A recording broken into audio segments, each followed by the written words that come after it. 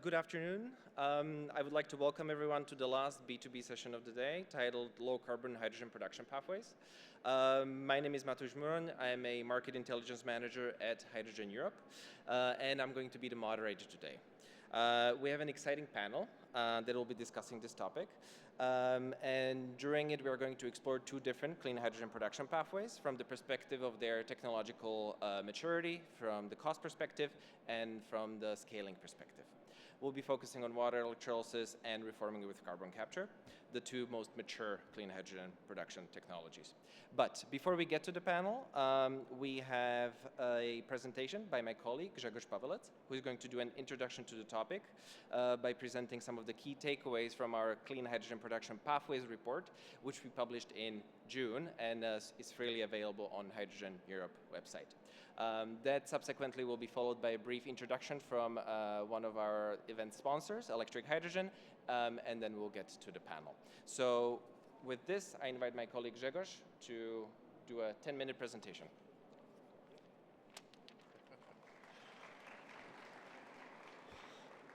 Good afternoon. So please put the slides up. So indeed, I will be presenting a couple of key takeaways from our recent report, as Mateusz said. I mean, the report is too long to explain everything in detail, so I will just try to focus on a couple of brief points so that it can serve as an introduction to the discussion that we are going to have. So the report is available on our website, that's what Mateusz said. So, but I think it's also good to say what our objective was when we started working on that report, was to give a bit more light to some clean hydrogen production technologies that maybe do not receive all that light on a daily basis, because we usually focus on renewable hydrogen, RFNBOs, sometimes blue hydrogen, but there are also many other technologies. There is methane splitting, there is waste to hydrogen technologies from different feedstocks, from bio feedstocks, from municipal solid waste. So all of those could allow us to produce hydrogen at a low carbon intensive that can be classified as sustainable, clean hydrogen, whatnot, right? So we wanted to kind of give those technologies a little bit more limelight and to show what the challenges are, what the various benefits are, and what the costs are. And all those technologies do have their own kind of benefits. That's the key part, right? So we talk a lot about RFNBOs, renewable hydrogen, because we see that it's going to be dispensable element of decarbonization, about higher electrification rates. Those technologies give us a possibility to do sector coupling, to integrate heavy industry with renewable energy supply. So there is a significant benefit why renewable hydrogen rightly gets a lot of discussion, a lot of support, and a lot of attention.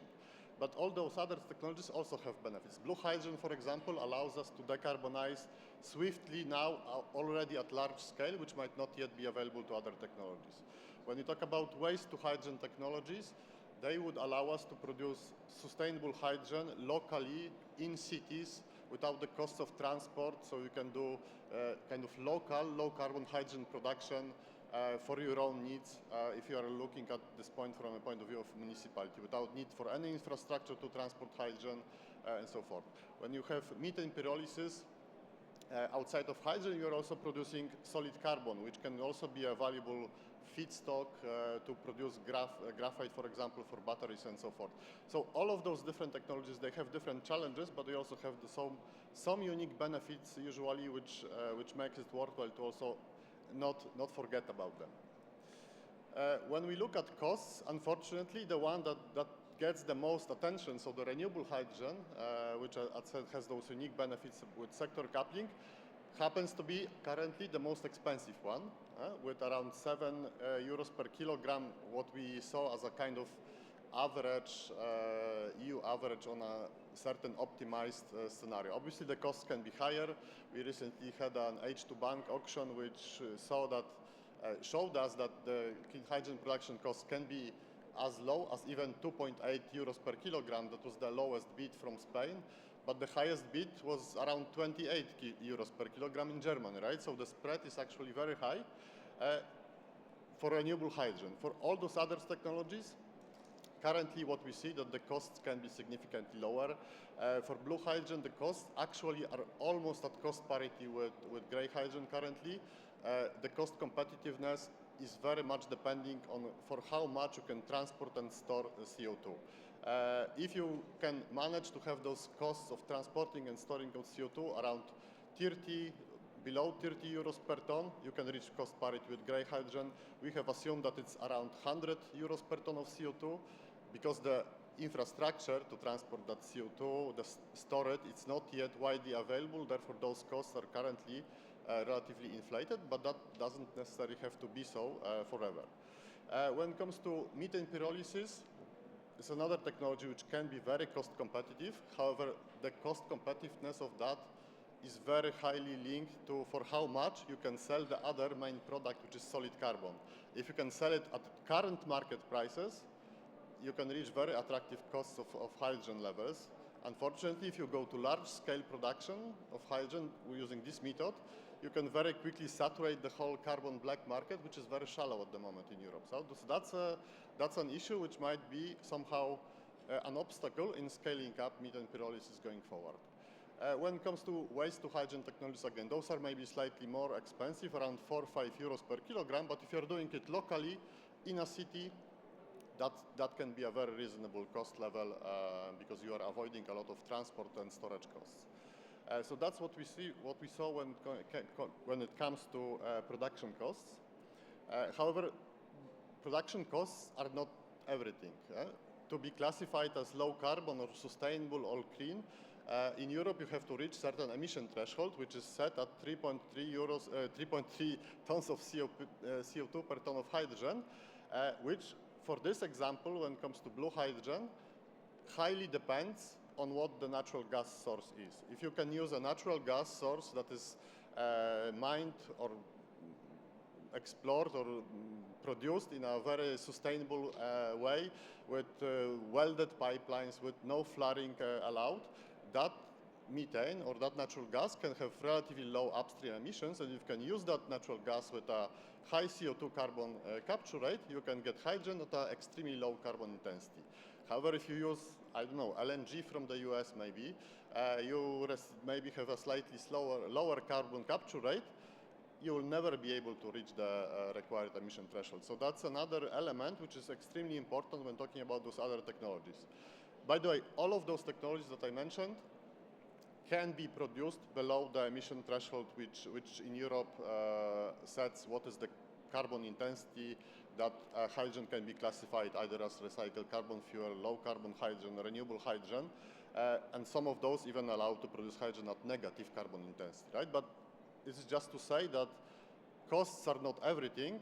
You need to be able to manage the emissions, and especially from this point of view that we see on this slide, we are still waiting for the Low Carbon Delegated Act, which will define those rules and will allow us to, or maybe will tell us which of those gas sources cannot be ever used in Europe to produce low carbon hydrogen, because as you see, if you would be using LNG, for example, even with 100% carbon capture rate, you will not be below the emission threshold, right? So those rules that we are still waiting for are extremely important.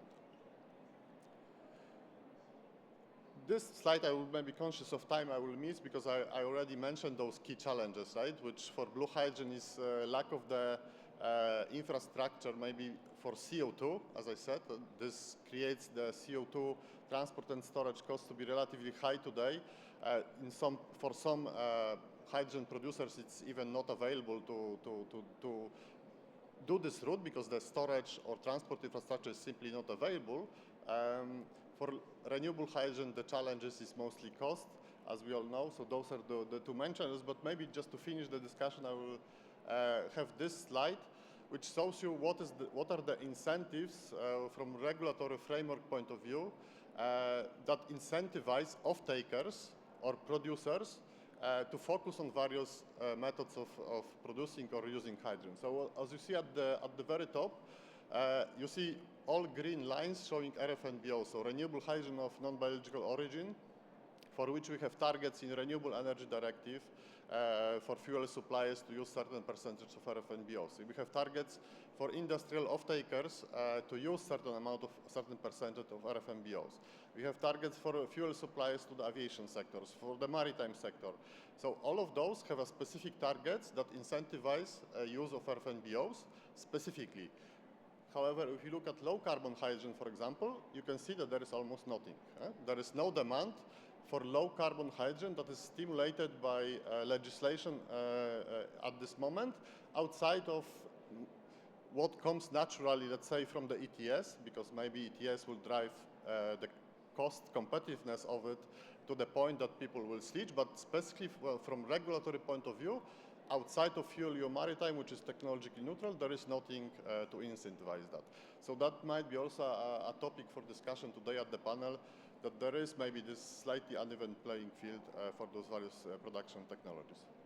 So that was my last slide. Again, I would really encourage you to go to our website and look at the report, because it's really extensive work and it touches all those technologies in much more detail than I was able to describe here. But for this, I will finish. Thank you very much, Grzegorz. So that was a perfect introduction to different clean hydrogen production pathways, as well as some of the challenges on the regulatory side, especially in Europe. So thank you very much. And now I would invite to the podium Jason Mortimer, who leads the sales team at Electric Hydrogen. And please help me give him a round of applause. And he's going to do a short presentation on electric hydrogen. Voila. This is the green one. The green one. Oh, gotta go back. Excellent. Well, thank you. And that was a fantastic introduction and absolutely crushed the sort of the conundrum in electrolytic hydrogen, which is it has tremendous potential, but it has been exceedingly high cost, or at least until now. So it's the collective challenge of everybody in this industry to reduce the LCOH, and there's a couple of pathways to do that. I'm going to take a very brief moment and introduce myself and our company. I'm Jason Mortimer. I lead the commercial team at Electric Hydrogen. Please come and see us in booth C13 if you want to learn more about what we do. We are here for one and only one reason, and that is to reduce the cost of electrolytic hydrogen, specifically the levelized cost, right? And there's a couple of pathways to do that. We're interested in doing it at very large industrial scale. We do that by productizing a single 100 megawatt electrolyzer plant. We have a particularly energy dense PEM stack technology that allows us to make a very small footprint, about 3,500 square meters. We do not require a building. We manufacture it off-site and we deliver it to site to reduce the amount of time spent on construction. That enables us to deliver a 100 megawatt PEM electrolyzer plant today at about a little less than half the cost of what we hear about in the IEA reports. So we're doing this now through scale, through an improved PEM technology, and through very careful planning of how and where we make the electrolyzer plant. Couple of introduction, we make our stacks in Boston. It's a short swim away if anyone wants to come and see it, but please do. We have a 10 megawatt demonstration plant, we call it Pioneer, that we own and operate ourselves. That's in California, another nice place, a little bit of a trek from here, but you can come and see that. And we're currently building the first 100 megawatt customer plant that we'll be installing next year in Texas. So quick introduction to electric hydrogen. Let's get to the panel discussion, which is going to be fascinating. Thank you. Excellent. Thank you very much, Jason. Yeah, please take a seat. And now I would invite the rest of the panelists to join us on the stage and take their seats.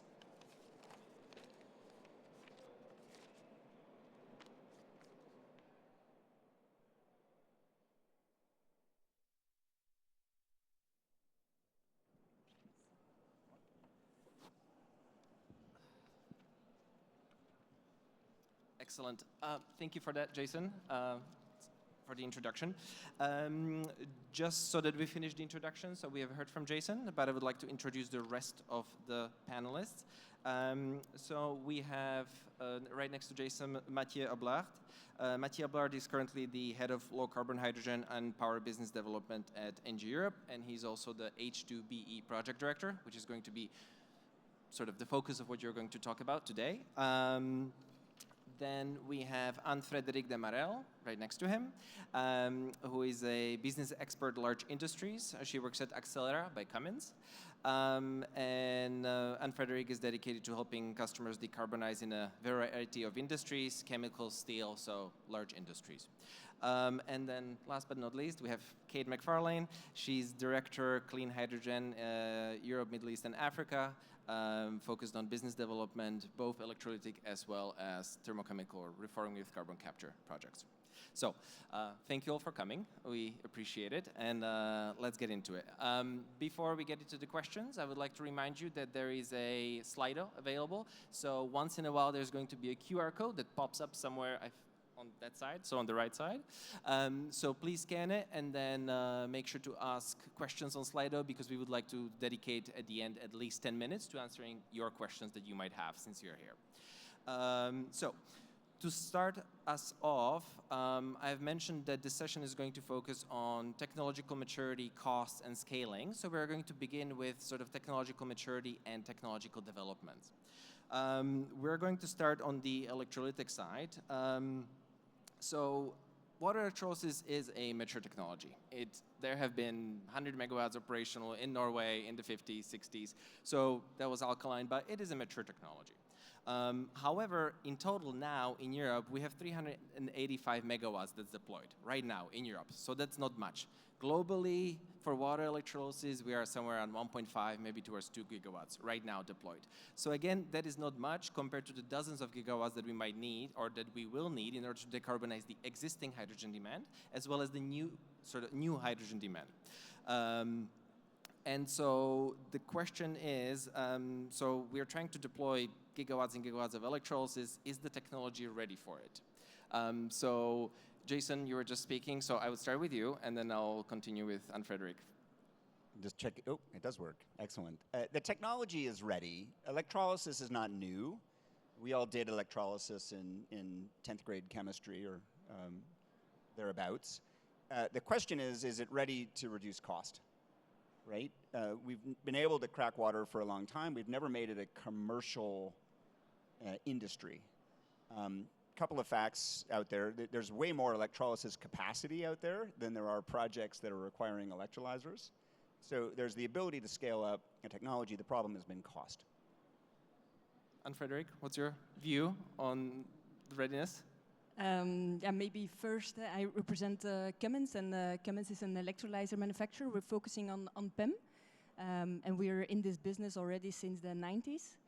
We leverage more than 70 years of experience in water electrolysis, and we started with small scale labo units in the 90s, but we scaled up our products, and we decided to do that step by step.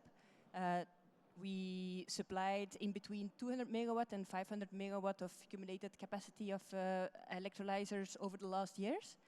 And we supplied some of the largest PEM electrolyzer projects which are currently operational in the world, 20 megawatt, 25 megawatts, and we are currently preparing the delivery of our first 100 megawatt project.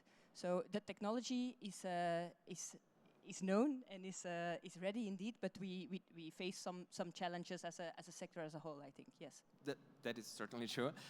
If you were to point out certain specific technological developments to which sort of you are looking at in terms of decreasing costs, but purely from the technological side, what would they be? Jason mentioned some in his presentation at the beginning and their approach. What would they be? We see several opportunities in terms of technology on the product design side. And reducing cost is certainly one of our priorities. We have internal cost reduction goals that we strive to achieve with associated roadmaps. Focusing on the one hand indeed on adapting product design, material selection, material efficiency, increasing the lifetime of our products, upscaling the cell stack capacity, increasing the number of cells, etc. And on the other hand, also optimizing manufacturing and supply chain management, where we see opportunities as well, and where we have the experience of Cummins that helps us to do that. Okay, Thank you. Jason, anything to add? There was a lot said, everything from standardization to improving degradation, efficiencies, etc. So, well, I would just add that even if stacks were free, electrolyzers would be too expensive, right? And that's a combination of the scale that we make them at and also the project-specific costs. That's code speak for EPC costs are too high for the levelized cost of hydrogen to support it. So we've got to rethink how we make projects, right? How much can we do off-site? How much scale can we get in manufacturing? How little time can we spend on the site? Site costs are a massive problem in this industry. Mm-hmm. Thank you. So now we'll move on to reforming with carbon capture. So reforming of natural gas to produce hydrogen is nothing new. It's been around for decades. Carbon capture as well. They're both fully commercial and mature technologies. And there are projects that are using SMR and CCS as well. So again, fully commercial technologies. Both you, Mathieu and Kate, you're in charge of developing various reforming with carbon capture projects. What is your perspective on the reforming technology that currently you're planning to use, so ATR and carbon capture? Mathieu, would you start? Sure, thanks a lot. So maybe just stepping back a little bit to mention who ENGIE is, for those of you who don't know. We're not a technology supplier, technology owner. We are a utility, a global utility present in about 30 countries with about 100,000 employees. And we, by definition, are technology agnostic. We have a position that is quite neutral towards technology and reflected in our policy positions, but also in the variety of projects we do have under development.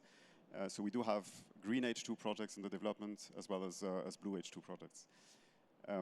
As we are in Belgium, and as ENGIE is strongly rooted in Belgium, I just want to mention maybe one project in particular, which is the H2B project that is under development now for a few years with our partner Equinor.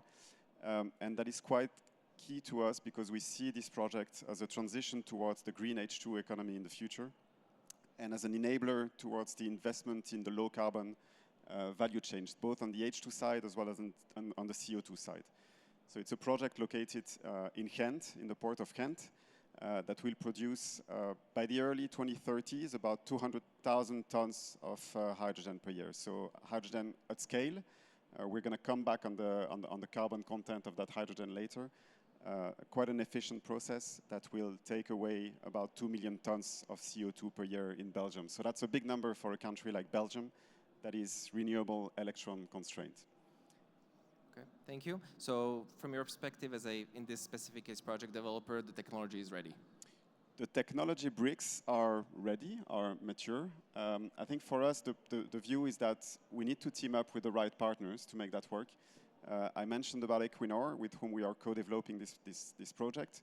When it comes to the technology, actually very glad to share the panel with Kate from Linde, with whom we are developing the pre-feed now for the project. So our view is that we need to make sure that the risks, the technological risks, the industrial risks, are addressed with the right partners through the right contractual ways. And we believe that's what we're doing so far.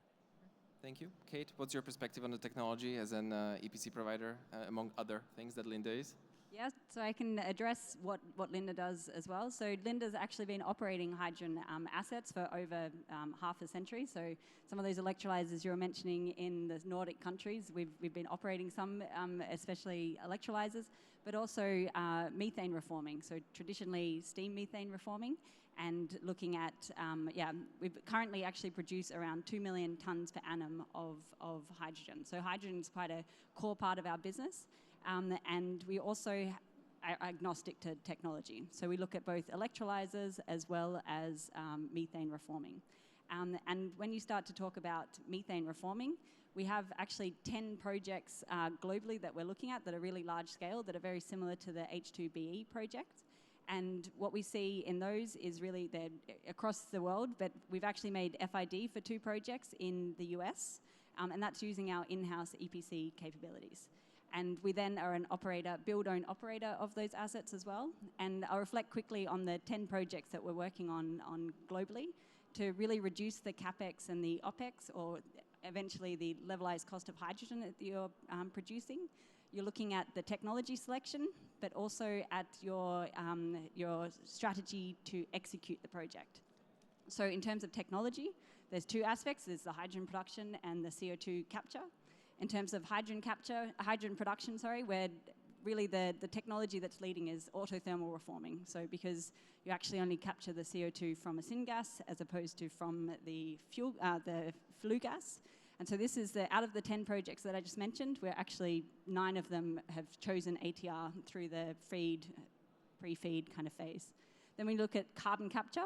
The technology really or choice is between a amine wash or what we call, we've got proprietary technology package that we call HISORB, and that's really where you capture CO2 via a PSA or an adsorption process, and then you purify it with a cryogenic separation process. And so when you're choosing between those two technologies, it depends what you have available. So if you have a lot of excess steam available, then you really kind of lean towards the amine solution, because you use that steam to drive off the CO2, regenerate the amine. Whereas actually, if you, what we see on the OPEX side, the CAPEX side, is you've got a large benefit if you don't have that excess steam, in terms of there's about 10% reduction in CAPEX with this, what we call HISORB, which is the PSA and cryogenic separation. And yeah, if there's no steam, you get a big CAPEX benefit. And so that's the benefit there. And then when we shift over to the execution strategy, which is what Linde looks at, is if it's close to a port or the ocean, we would then look to do a what we call mega module execution. And this is where we construct all the components together in a module yard. It's typically at the moment in Asia, in India.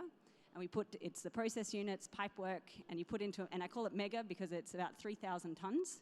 And it's 40 meters by 40 meters, very kind of large equipment. And that can really drive down your capital costs. In terms of construction, it can lead to about a 25% reduction in your construction. And you can reduce your risk on CapEx, time overrun, schedule. Then you ship that to the site, and then you deliver it to site. So they're the kind of real drivers in terms of reducing CapEx and OpEx for hydrogen production, low carbon hydrogen production. Okay, thank you. Just a quick follow-up on the carbon capture. So you mentioned that most of the projects that that you're developing have chosen ATR. So what's the carbon capture rate on the ATR and CCS, or the average one that you can disclose? So what we're working towards, is 95% is the kind of guarantee, or up to even 98. It becomes an economics question as to which technology you use, but yeah. Okay, thank you. And you have also nicely segued us into the cost question that we also wanted to talk about from both sides for both technologies.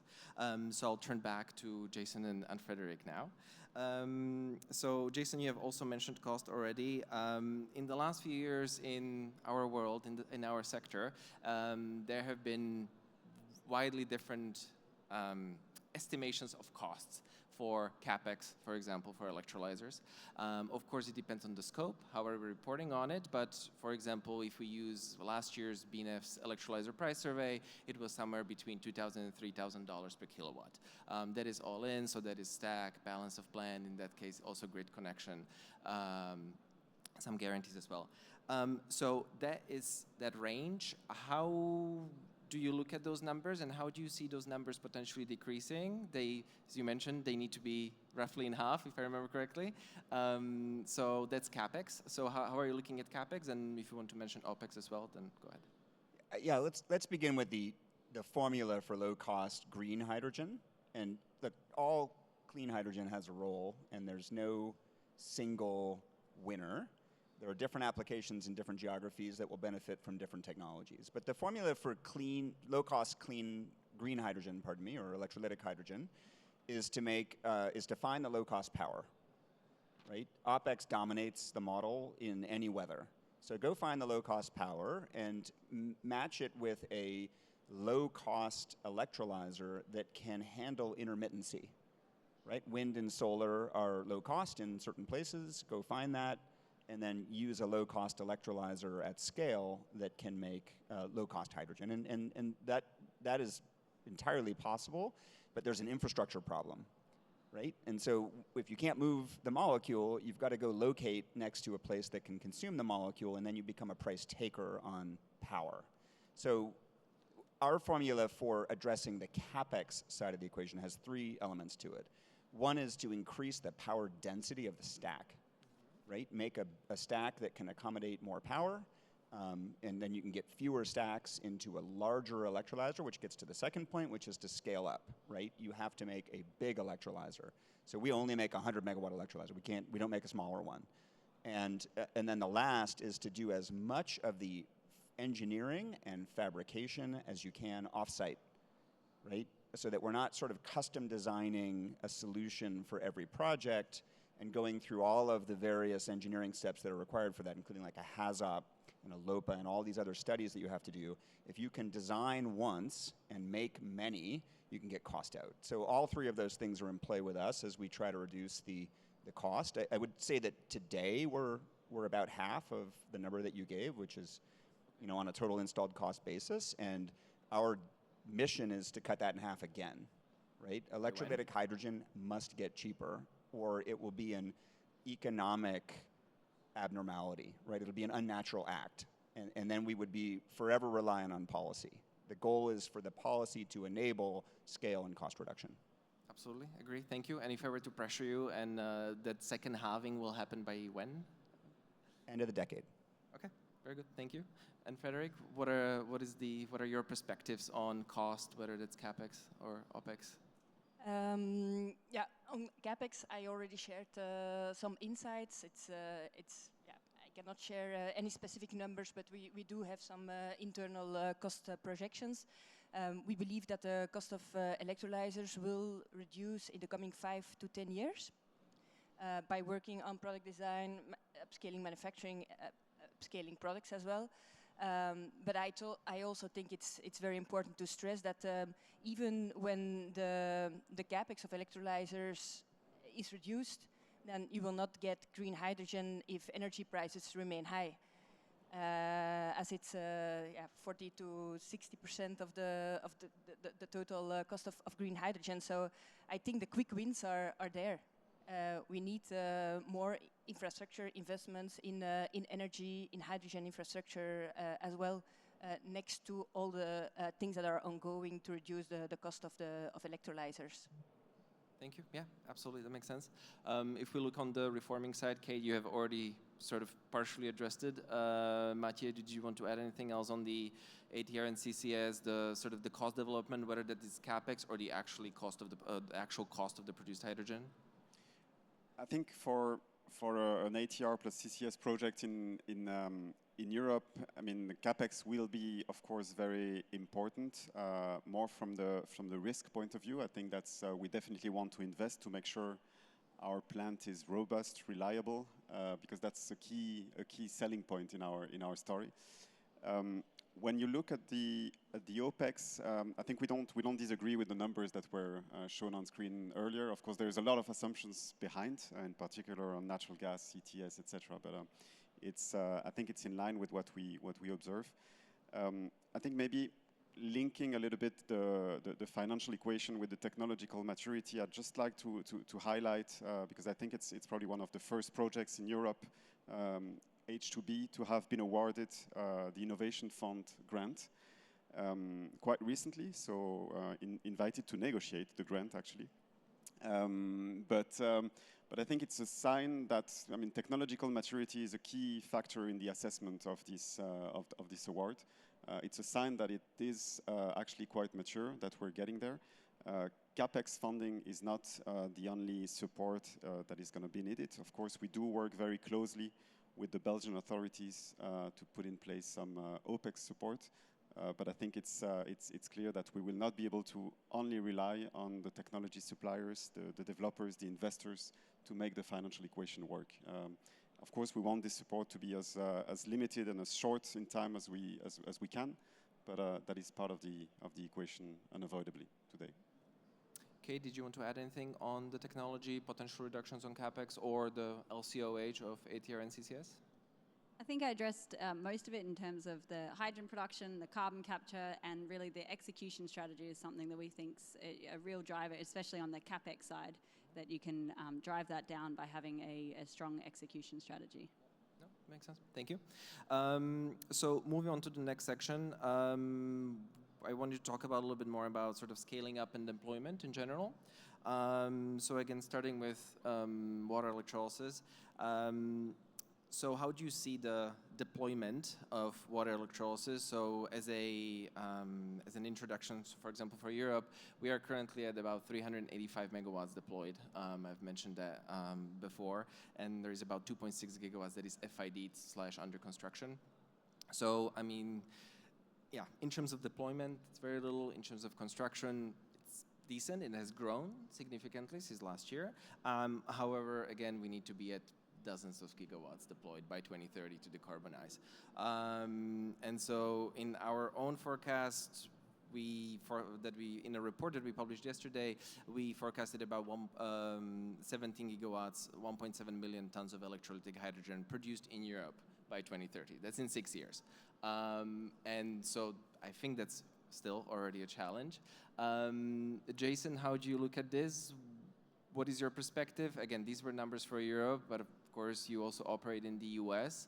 How do you look at the scaling and the deployment of really going from globally from, let's say, 1.5 gigawatts deployed to dozens and dozens of gigawatts?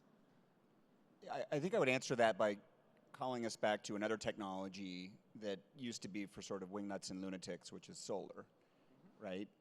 Solar was about satellites and tinkerers, and I got in that industry in 2010 when 10 megawatts was huge. It was like, wow, that's the biggest project. And now, scale solar projects are, measured in the gigawatts. And so we have seen that equation. We've seen what happens when you can standardize the product, you can get the capex out, and when with supportive policy, in solar we had both incentives and compulsion, right? So both sides, you have that here in Europe. It can be faster than you think. Now, electrolysis is harder because you're taking one medium and turning it into another. You're taking an electron and turning it into a molecule. And so you need an evolution on both sides, right? You need power infrastructure to be there, and you need gas infrastructure to be there. So my crystal ball says we're going to have a hard time getting to your 19 gigawatts. I think that was the number you gave. But it starts by making the first 100 megawatt project and then doing a 200 megawatt project, and then the scale can really increase from there. So getting those first projects done now is super critical, right? And regulators have a role to play, and the incentives have to be there. The missing ingredient in this entire conference will tell you is long-term bankable offtake, right? Because what catalyzes that kind of growth is finance, right? Getting projects bankable and financed, and that's going to require long-term offtake, and that needs stability in the regulatory regime. Thank you very much. And then related to this, I think you might have had some news this week that was very exciting, that you wanted to share very quickly. That's right. So we're very pleased to announce a selection by Uniper as the exclusive technology provider for the Wilhelmshaven green hydrogen project in Wilhelmshaven, Germany. The first 200 megawatts, we've already kicked off the pre-feed, so that's a real project, and that's part of a really bold ambition that is an infrastructure level hydrogen play, and it's happening now. So let's not get all doom and gloom, let's get to work, and let's build projects at least at that 100, 200 megawatt scale that can get some of the cost out, and let's continue from there. But very pleased to be working with Uniper, they're fantastic. Thank you very much. Anne-Frédérique, so Accelera by Cummins is a global company. You're active, you have a manufacturing plant here, you're very active in the US as well. So you're pursuing a lot of projects as well. So what is your perspective on the ramp up of the market?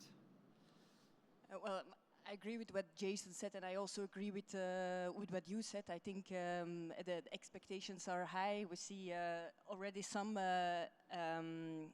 projects that are operational, but we need more. We need more projects to reach the final investment decision, and therefore regulation is so important. The last slide that your colleague showed on the screen, I think that tells a lot. Without that kind of regulation, it will be very hard in Europe and elsewhere as well. Thank you. Yeah, so definitely regulation plays a very strong role for all the different clean hydrogen production pathways, whether they have that regulation or they don't, or whether it's friendly or it isn't. If we were to ask the same question for the other technology, on the reforming with carbon capture, where do you see the market developing? Mathieu, Kate, go ahead.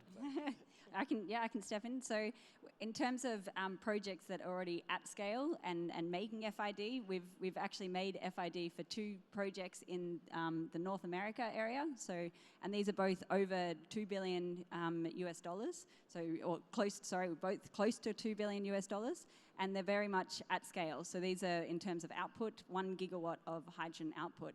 And the 2 use cases, one is in Canada, and it's helping decarbonize Dow's ethylene cracker. And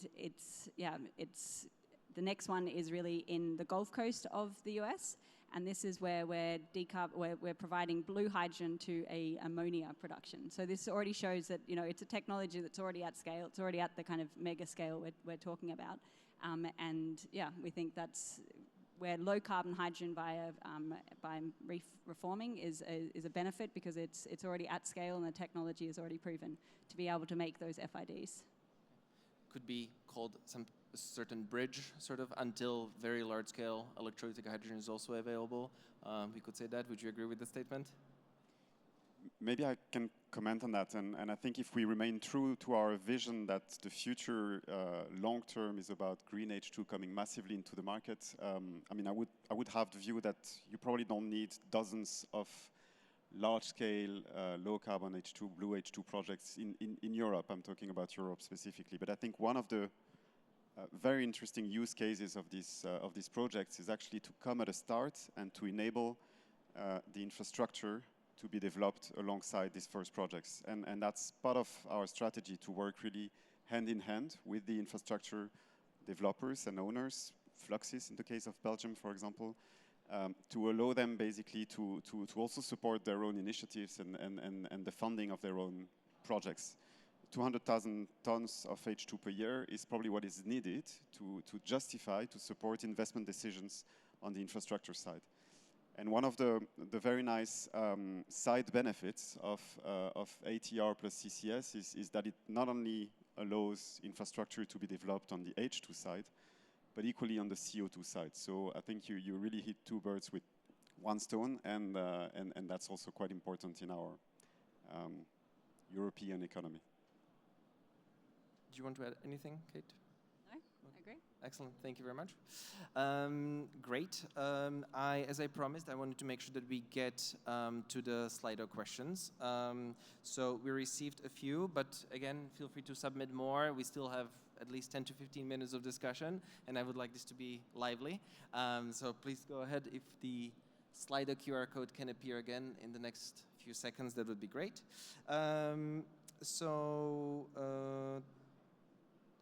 One question from, okay, this is going to be tricky, but you mentioned that you wanted provocative or tricky questions, so I'm going to do my best.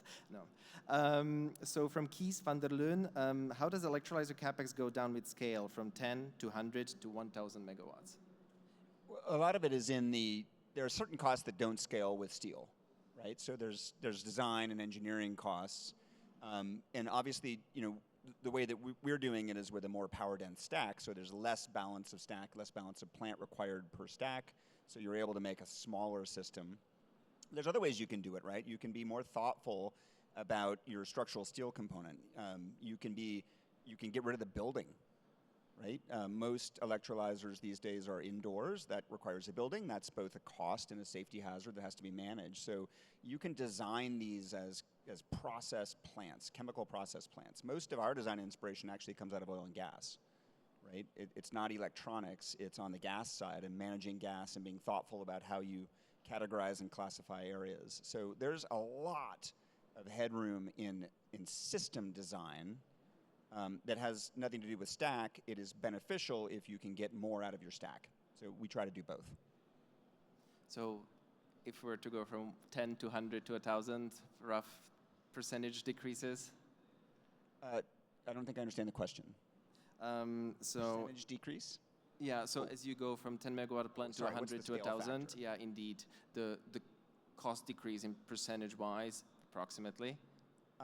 I would say you should see a scale factor of, it's not going to be 1, right? It'll be 50%, right? You should be able to make it cheaper as you make it bigger, because there are certain costs that are universal regardless of size, right? And a lot of that is on the development side. I got to get a permit. Sure. Right? I've got to get interconnection. I got to do all that kind of Sure. stuff. Those don't scale. Sure. Yeah. They're fixed cost. Okay. Anne-Frédérique, anything to add? Again, as we go from smaller stacks, smaller deployments to the larger ones, of course there are cost decreases, but as Jason mentioned, indeed some things just do not scale down because you still have to do the permitting, you still have to do other things. No, I think indeed upscaling the product allows you to be more efficient also in integrating it and developing the balance of plant for a big project. So there are some scale effects there. Yes. Okay. Thank you. Mathieu and Kate, we have a question.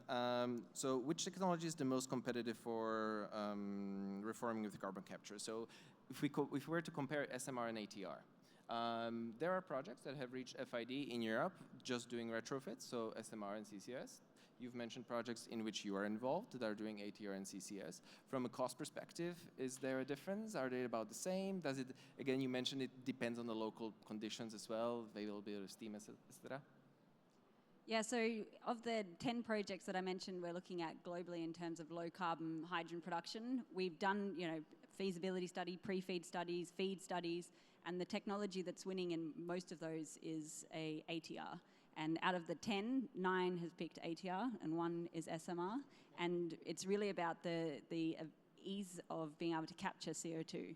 So from an ATR, you can capture CO2 from a feed gas process, so the concentration of CO2 is higher, whereas from an SMR, it's from a flue gas, where you've got a lower concentration. We've got technology that can do both of those, but in terms of costs, and where we're seeing the drive down of the levelized cost of hydrogen is really with an ATR technology. And the one SMR project, was that a retrofit or was it a new build?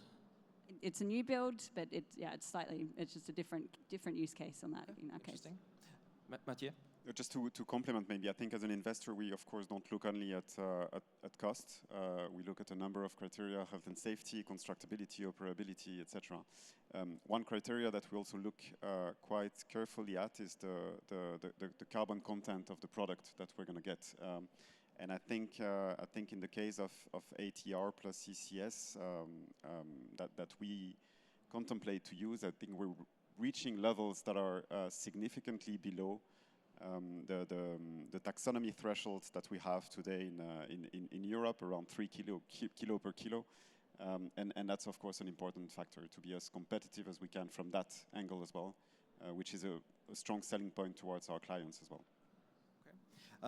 While sticking with you, Mathieu and Kate, there's a question. So for reforming with carbon capture and the hydrogen that you produce, is there a business case for the captured carbon?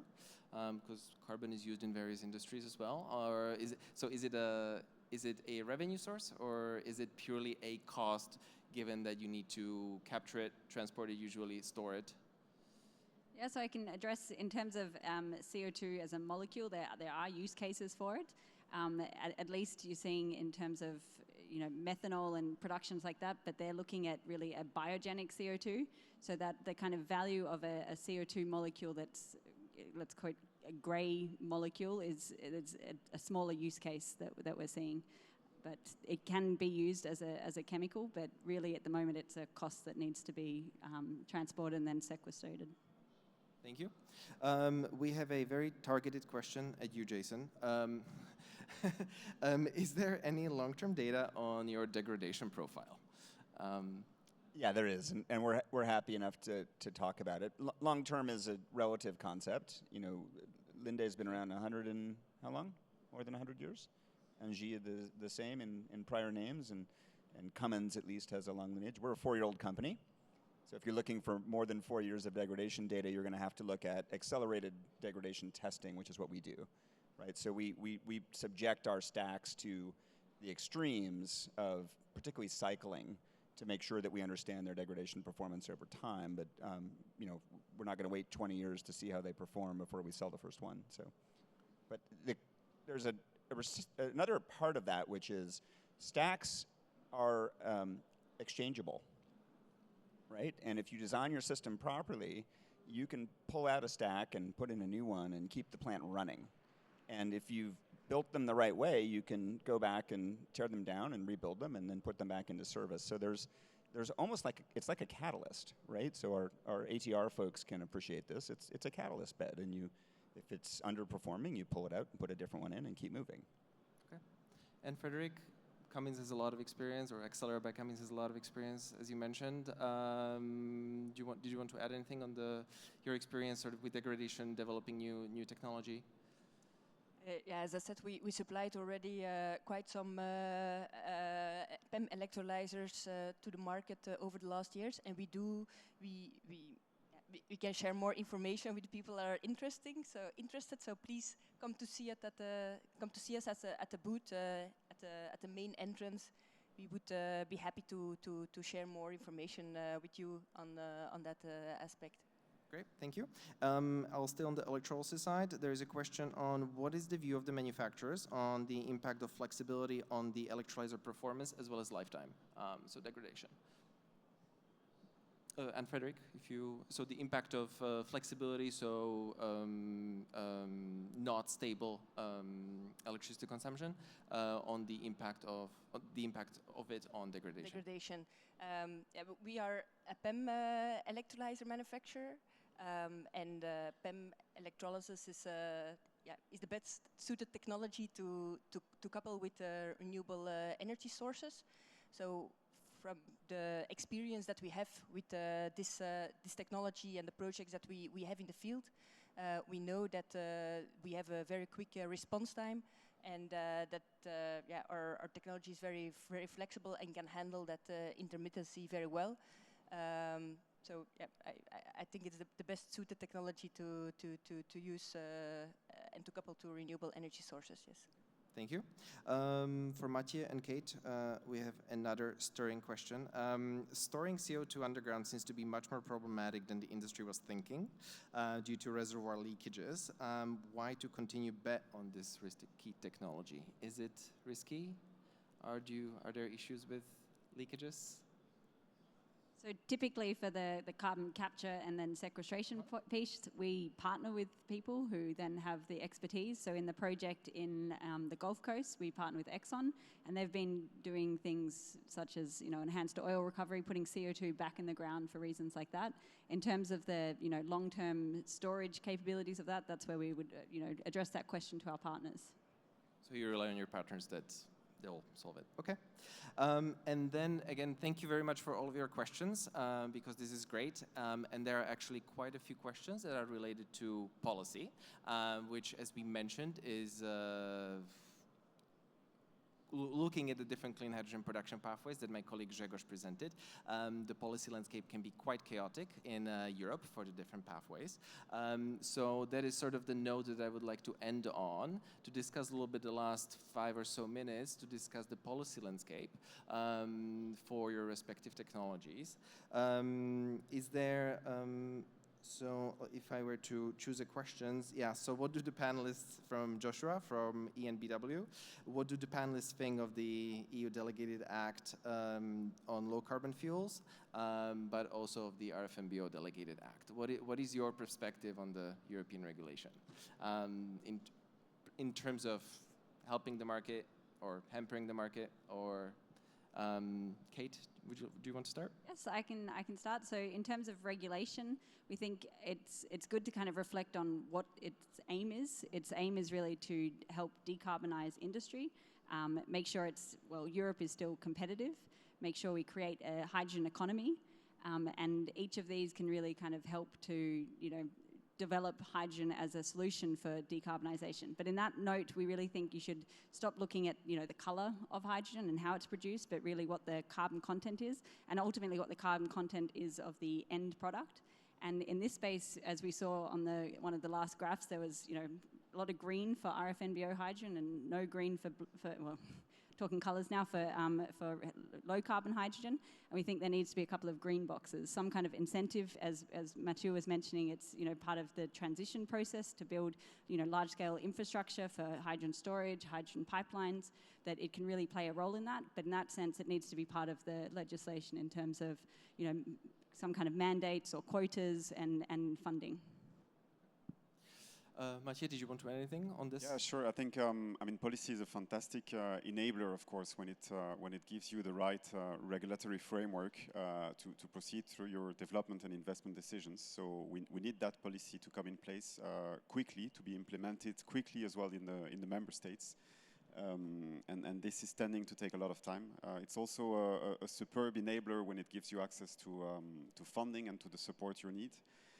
Now, when we come to the Low Carbon Delegated Act in particular, maybe just two comments there. One that we touched upon at the beginning of the panel, which is technology neutrality on how you get to the 70% threshold for the reduction in GHG. So making sure that we have a level playing field between the different technologies, the different pathways. So I think that's one. And the second one is making sure that we can also apply project-specific values to how these GHG emissions are calculated. Both on the upstream side, making sure that you can, of course, you need to trace where the gas comes from, but being able to apply benefit from lower emission natural gas that you would use. But also on the electricity side, making sure that you can benefit from sourcing renewable energy, for example, through PPAs. So have a more project-specific approach to the calculation. Mm-hmm. That has to be at the same time pragmatic. So that's maybe the challenge there. Okay, thank you. That's very clear. Jason, I know your company works both in Europe and the US. In terms of, so I don't know to what extent are you familiar with the European legislation, but what's the approach in the US, and what's your perspective on it? I would start off with two truths. One is that hydrocarbons are super useful. They just have a problem that we have to address. So, and the second is that all energy is policy, right? We make choices. Yeah. And in the role of the transition, the policy, and I am familiar with European policy and also with US policy. I personally know exactly what's going to happen with the IRA. I'm just not going to tell anybody. So. No, but where it concerns European policy, what is for the transition to clean hydrogen of any type, whatever color or no colors, if Kate gets her way, it's about setting the right blend of incentives and compulsions that are consistent enough to get projects financed, right? That is the key, right? The policy has to be consistent, it has to be interpreted the same way, and there can't be this perpetual fear of it changing next week or with a changing government. So, a huge theme at this conference is what's going to happen in Germany? And another big theme, what's going to happen in the US? And as I mentioned, I do know exactly what's going to happen in the US. But that's the trick, right? We've got to lock down the right policy conditions for long enough to where projects can be bank financed. And only then can we get the scale we'll do our part. Like, the electrolyzer industry is ready for this challenge, but we've got to get those projects bankable, and that's the role of policy. And whether it's the European Hydrogen Bank or the RED III or whatever it is, combining all of those pieces into a consistent long-term play is essential for project finance. Okay, thank you very much. Anne-Frédérique, since you operate also on both sides of the Atlantic, do you have a preferred regulatory regime, or what's your perspective on? Maybe can I first make a point on the previous points that were shared? Because I do not fully agree that there should be a same level playing field for blue hydrogen and green hydrogen, for example. I think the goal, we have a goal as a society to go for net zero, and in a net zero society we will need green hydrogen. And green hydrogen today is not cost competitive with blue hydrogen. So if we want to stimulate the market for green hydrogen, we will need specific quotas and policies for renewable hydrogen. Otherwise, it will be very, very hard. And on the question on the US policy compared to EU policy, I think it's a different approach, and the future will tell what works best, I think. Mm. Okay, thank you very much. We are about to conclude this session because we're 5 minutes over. So if I were to summarize, the maturity is there, or in some cases potentially getting there in terms of scale. Cost will be going down, whether that means it's because of capex or it means it's because of size, efficiencies, etc. But they will be going down, and the market will scale. Maybe it's going to be a little bit slower than we expected a year ago, or maybe that we expected 2 years ago, or even what we expected this year, as I mentioned, the 1.7 million tons of electric hydrogen by 2030 that we forecasted, but we'll see what will actually happen in 2030. But the market will scale and it will get there. So I agree with, I don't know who said that we shouldn't be all doom and gloom, but I very much would like to sort of evoke and say that again. And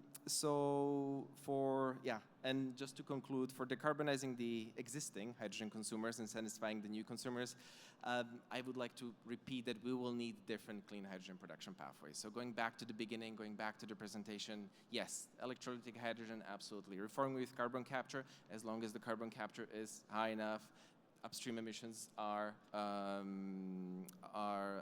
taken into account, right? No leakage, etc. Same thing with the other production pathways that Grzegorz mentioned. So whether that means methane splitting, or it means bio-waste or non-bio-waste gasification and pyrolysis. There are different pathways, and we should be looking at all of them if we want to achieve the end goal, which is decarbonizing what needs to be decarbonized with clean hydrogen. So on that note, I would end the panel. Thank you very much, all four of you, for participating. And Grzegorz, thank you very much for your presentation. So please help me give a round of applause to the panelists. And thank you. And with this, I believe there are drinks somewhere outside. So